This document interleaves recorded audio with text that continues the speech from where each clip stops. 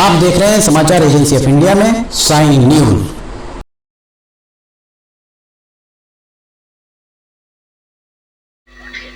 नमस्कार दोस्तों, समाचार एजेंसी ऑफ इंडिया की साइन न्यूज में लिमटी की लालटेन के 502वें एपिसोड में एक बार फिर आपका स्वागत है। रेलवे के अपडेट्स लगातार दे रहे हैं। लोगों की बड़ी उत्सुकता है कि सिवनी में कब रेलगाड़ी चल पाएगी, कब सिवनी से रेलगाड़ी सवारी गाड़ी से लोग छिंदवाड़ा, दिल्ली, भोपाल, जबलपुर, नागपुर जा पाएंगे। तारीख पर तारीख मिल रही है।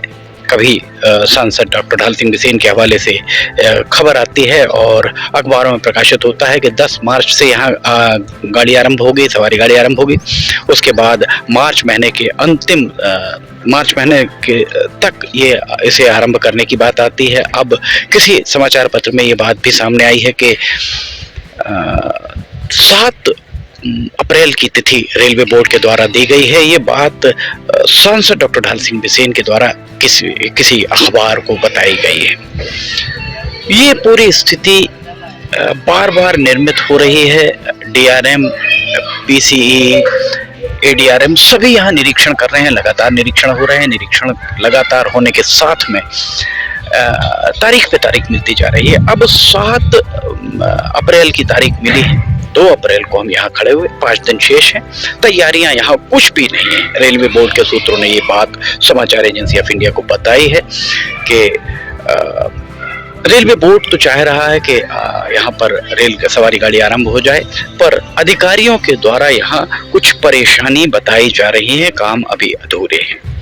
सिवनी से होकर अगर 7 तारीख को यहाँ से आरंभ करना है, रेलगाड़ी आरंभ करना है, तो सबसे पहली बात तो यह है कि जो 5-6 रेलगाड़ियां स्वीकृत हुई हैं, जिनके मिनट टू मिनट के टाइम टेबल जारी हुए हैं, उन 5-6 रेलगाड़ियों में से आखिर कौन सी रेलगाड़ी को पहले हरी झंडी दिखाई जाएगी। नैनपुर से छिंदवाड़ा, छिंदवाड़ा से नैनपुर पैसेंजर है, जिसके 2 फेरे 2 बार यहाँ से आएगी जाएगी। इसके अलावा लखनऊ, जबलपुर, चित्रकूट एक्सप्रेस को भी छिंदवाड़ा सिवनी होते हुए छिंदवाड़ा तक संभवतः बढ़ाया गया है। तीसरी रेलगाड़ी जो फिरोजपुर से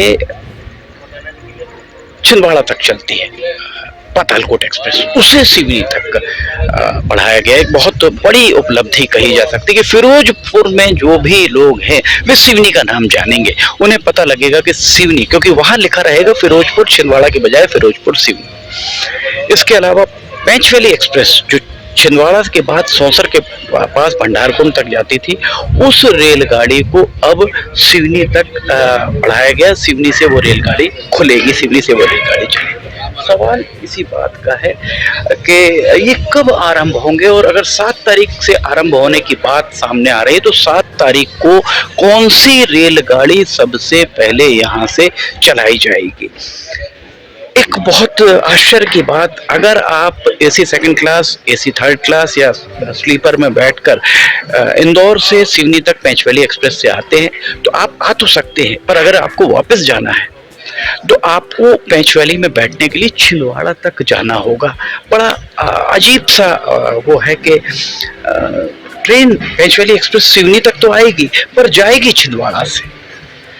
इस मामले में बालाघाट संसदीय क्षेत्र का हिस्सा है, इसलिए बालाघाट के सांसद को इस मामले में कुछ संज्ञान लेना चाहिए। देखिए, यहाँ पर खेत में नरवाई जलाई गई है, कहना बड़ा मुश्किल है। कुछ दूर तक यहाँ पर जला हुआ आपको दिखाई दे रहा होगा। ऐसा कहना है कि शॉर्ट सर्किट से संभवतः आग लगी है। धुआं भी आपको आगे हल्का हल्का निकलता हुआ दिख रहा होगा। धुआं भी उस तरफ यहाँ दिखाई दे रहा होगा। अगर 7 तारीख से यहाँ पर रेलगाड़ी को आरंभ करना है, यात्री सुविधाएं क्या हैं, सबसे मुख्य बात यह है यात्री सुविधाओं के उसमें क्या आपके पास अभी यहाँ पर यात्री सुविधाएं क्या है। ये देखिए, यहाँ पर फ्लोर आप देख सकते हैं, फ्लोर किस तरह का बनाया गया है। नीचे आप अगर यहाँ देखेंगे, ये देखिए फ्लोर किस तरह का बनाया गया है। गुणवत्ता की बात रेलवे करता है। ये आपके हमारे घर का काम हो रहा होता तो हम मान सकते थे कि यहाँ पर ठीक जैसा किया है। आप और हम जो टैक्स देते हैं उस टैक्स से जो रेवेन्यू कलेक्ट होता है उस रेवेन्यू से यहाँ काम कराया जाता है। प्रथम श्रेणी प्रतीक्षालय, फर्स्ट क्लास वेटिंग रूम, इसके अंदर भी अभी कुछ भी नहीं है। एक सोफा तक यहाँ अंदर नहीं है, टीवी तक यहाँ पर लगा नहीं है। 7 तारीख से अगर यहाँ पर रेलगाड़ी को आरंभ करना है तो ये सारी चीजें यहाँ पर नहीं है। इसके अलावा एक और हम आपको बात बताते हैं, यहाँ काम किस तरह से कराया गया है।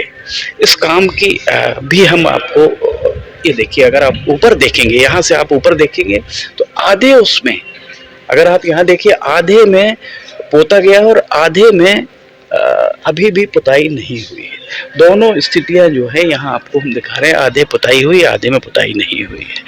इसके अलावा यहाँ टिकट विंडो भी अभी तैयार नहीं है। रेलवे के सूत्रों का कहना है कि टिकट विंडो के अलावा यहाँ जो टोटल स्टाफ है, 4 यहाँ पर पोर्टर हैं और 2 स्टेशन प्रबंधक के समकक्ष यहाँ पर हैं। कुल 6 स्टाफ यहाँ तैनात है। 6 के स्टाफ के में से एक लंबे समय से अवकाश पर है। अगर यहाँ पर कमर्शियल ऑपरेशन आरंभ कराया जाता है तो कमर्शियल ऑपरेशन आरंभ कराने के समय स्टाफ की तैनाती यहाँ करना बहुत जरूरी है, क्योंकि स्टाफ अभी यहाँ पर बिल्कुल कम है। जब यहाँ स्टाफ तैनात होगा, रेलवे बोर्ड के सूत्रों ने ये संकेत दिए हैं इस बात के कि जो सवारी गाड़ी का परिचालन जून माह से आरंभ हो सकता है। 7 अप्रैल को तो आरंभ होना बड़ा मुश्किल है, 5 दिन शेष हैं। 5 दिन में यहाँ पर स्टाफ की तैनाती कब होगी, बाकी की व्यवस्थाएं यहाँ कैसे हो पाएंगी। आप यहाँ दूर दूर तक अगर पूरे प्लेटफॉर्म पर आप देखते हैं तो पूरे प्लेटफॉर्म पर यहाँ पर आपको एक भी कैंटीन नहीं मिलेगी। अगर किसी को यहाँ पानी खरीद के पीना है, बोतल बंद पानी पीना है, चाय पीनी है, तो यहाँ पर कुछ भी आपको दिखाई नहीं दे रहा होगा, उसकी कोई व्यवस्था यहाँ मुकम्मल नहीं है। अगर आप यात्रा कर रहे हैं और आपको अगर कुछ पैसों की जरूरत है, एटीएम की व्यवस्था यहाँ दूर दूर तक, यहाँ से आधा पौन किलोमीटर एटीएम भी नहीं है। यहाँ पर अगर आपको हमने पहले भी दिखाया है, पार्किंग की कोई सुविधा नहीं है। ये प्रतीक्षालय जनरल उसके लिए बनाया गया है। इस प्रतीक्षालय को अगर आप देखेंगे, यहाँ प्रतीक्षालय में अभी कुछ भी तैयारी आपको नहीं दिखाई दे रही होगी। यहाँ तक कि इस प्रतीक्षालय में जब अधिकारियों के दौरे होते हैं तो उन दौरों के समय जरूर यहाँ कुछ हलचल दिखाई देती है। 2 पंखे लगा दिए गए हैं, यहाँ जो बैठेंगे उनके लिए पंखे की कोई व्यवस्था दिखाई नहीं दे रही है। यहाँ इस विंग में पंखा नहीं है, इस विंग में 2 पंखे लगे हैं, यहाँ बीच में 1 पंखा लगा हुआ है। यात्री यहाँ बैठेंगे तो उन्हें गर्मी, चूंकि गर्मी का मौसम आने वाला है, गर्मी के मौसम में वे यहाँ उबल जाएंगे। डीआरएम नमिता त्रिपाठी 19 मार्च को यहाँ आई थी, उनके द्वारा 19 मार्च को ये कहा गया था कि ये जहां हम खड़े हुए हैं इसके नीचे वाला हिस्सा सर में टकराएगा, इसे तोड़ने की बात उनके द्वारा कही गई थी। यहाँ पीछे पार्किंग की और इस तरफ भी पार्किंग के लिए प्लान तैयार कराने की बात कही गई थी। 19 मार्च से 2 अप्रैल, आज भी यहाँ कुछ आपको दिखाई नहीं दे रहा होगा। बुकिंग ऑफिस की अगर हम बात करें तो बुकिंग ऑफिस में भी अभी कोई ऐसी मुकम्मल तैयारी यहाँ पर दिखाई नहीं दे रही है, स्टाफ भी नहीं है। हम लगातार रेलवे स्टेशन आते हैं, हमने लगातार ही आपको यहाँ आकर जो आपको चीज़ें दिखाई हैं उनके हिसाब से हम आपको बताते हैं कि जब भी इस तरफ जो नागपुर रोड वाला लेवल क्रॉसिंग है, नागपुर रोड की लेवल क्रॉसिंग में अगर फाटक बंद करना होता है तो यहीं से स्टेशन प्रबंधक के पास से कोई एक कर्मचारी जाता है लगभग 1 किलोमीटर चलकर और वहां जाकर वो इसको बंद करके आता है। फाटक खोलता भी वही है, बंद भी वही करता है। इस तरफ अगर उनको यार्ड और रेक पॉइंट पर जाना है तो लगभग 1-1.5 किलोमीटर उन्हें पैदल जाना होता है। कुल 3 पोर्टर और 2 स्टेशन प्रबंधक के समकक्ष यहाँ पर कर्मचारी तैनात है। कर्मचारियों की तैनाती अभी नहीं हुई है। उधारी में हो सकता है कि छिंदवाड़ा, लिंगा, उमरा नाला या आसपास और कहीं के स्टेशन प्रबंधक को यहाँ हफ्ते 10 दिन के लिए तैनात कर दिया जाए, जो बुकिंग के लिए भी यहाँ वहाँ से लाकर यहाँ बैठा दिया जाए। पर उधारी में कब तक, चूंकि बालाघाट संसदीय क्षेत्र का ये हिस्सा है, बालाघाट संसदीय क्षेत्र के सिवनी जिले के हिस्से में ये स्टेशन आरंभ होना है। जिला मुख्यालय सिवनी का स्टेशन, ये स्टेशन कोई छोटा मोटा स्टेशन नहीं है, जिला मुख्यालय सिवनी का रेलवे स्टेशन है। यहाँ पर अगर यात्री आते हैं सवारी गाड़ी आरंभ होने के बाद, पेंच नेशनल पार्क है, अंतर्राष्ट्रीय स्तर पर ख्याति प्राप्त पेंच नेशनल पार्क यहाँ पर है। पेंच में जो भी लोग आएंगे, पर्यटक आएंगे, वे यहाँ से होकर यहाँ उतर सकते हैं। इसके अलावा जगतगुरु शंकराचार्य स्वामी स्वरूपानंद सरस्वती महाराज की जन्मस्थली है। तीसरा, सिवनी की विशेषता, एशिया का सबसे बड़ा मिट्टी का बांध सिवनी में बना हुआ है और बहुत सारे ऐसे ऐतिहासिक पुरातात्विक महत्व के सिवनी में चीजें हैं जिनके चलते यहाँ रेल यात्री आएंगे, पर उन्हें अगर यहाँ सुविधाएं नहीं मिल पाएंगी। स्टेशन बड़ा है और अमृत भारत योजना में सिवनी के रेलवे स्टेशन को शामिल किया गया है।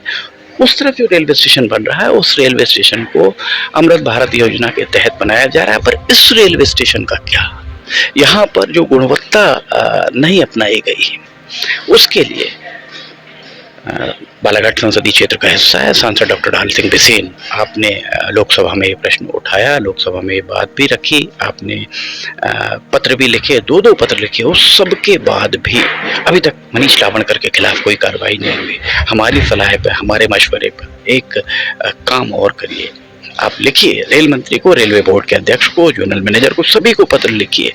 पत्र आपके यदा कदा अक्सर ही सोशल मीडिया पर वायरल होते हैं।